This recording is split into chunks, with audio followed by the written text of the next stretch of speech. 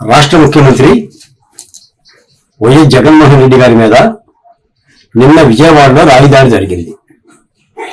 దీన్ని అమరావతి బహుజన చేసిక తీవ్రంగా ఖండిస్తున్నాం. దీనికి సంబంధించిన ఎలాంటి అగంతకులున్నా, ఈ చర్య వెనుక ఎలాంటి వాళ్ళున్నా కూడా అరెస్ట్ చేయాలని కూడా డిమాండ్ చేస్తున్నాం.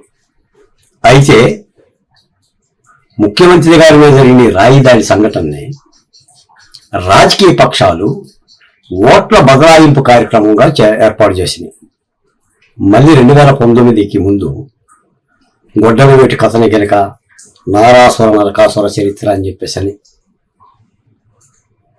నరకాసుర రక్త చరిత్ర అని చెప్పేసి కోడికత్తి డ్రామాని ప్రతిపక్ష పార్టీల డ్రామాగా వల్లించినట్లే ఇప్పుడు ఈ రాయిదాడి వెనుక కూడా ప్రతిపక్షాలు ఉన్నాయి.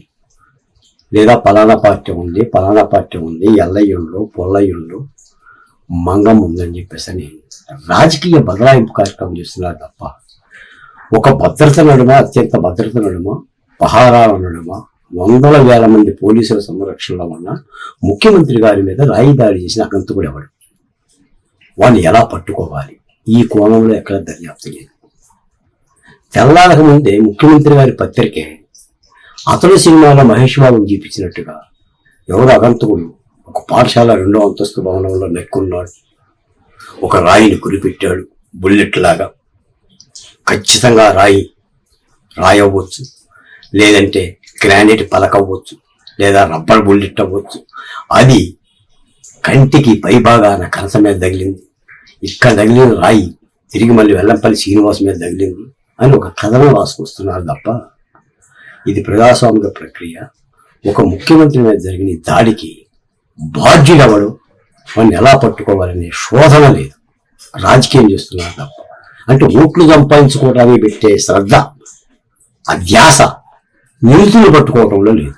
గతంలో చంద్రబాబు నాయుడు గారి మీద కూడా ఎలాగైనా రాజధాని జరిగింది. ఆయన ప్రతిపక్ష పార్టీ నాయకుడు కాబట్టి పోలీసులు పట్టించుకోవాలా, వదిలేశారు. మరి దీన్ని కూడా వదిలేస్తారా?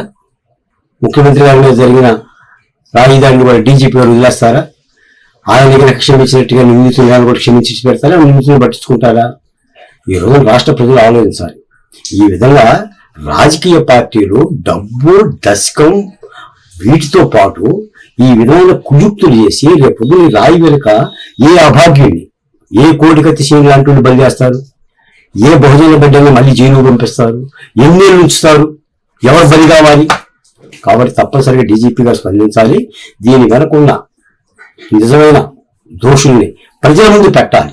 దాడి ఎందుకు జరిగింది, ఎవరు చేశారు, అది ఏ పార్టీ చేసింది, తెలుగుదేశం చేసిందా, జనసేన చేసిందా, బీజేపీ చేసిందా, ఎవరు చేస్తే వాళ్ళు పోని వైసీపీ పార్టీనే చేసిందా, లేదా జగన్మోహన్ రెడ్డి గారు అభిమానులు చేశారనేది తేల్చి చెప్పాల్సిన అవసరం ఉంది. ఈ రోజున రాష్ట్రంలో జరుగుతున్న ఈ కుతంత్రమైన ఎన్నికల ప్రక్రియలో రాష్ట్ర ప్రజలు అప్రమత్తంగా పసిగట్టాలని చెప్పి ఈ సందర్భంగా అమరావతి బహుజన చేసిక తెలియజేస్తున్నాం.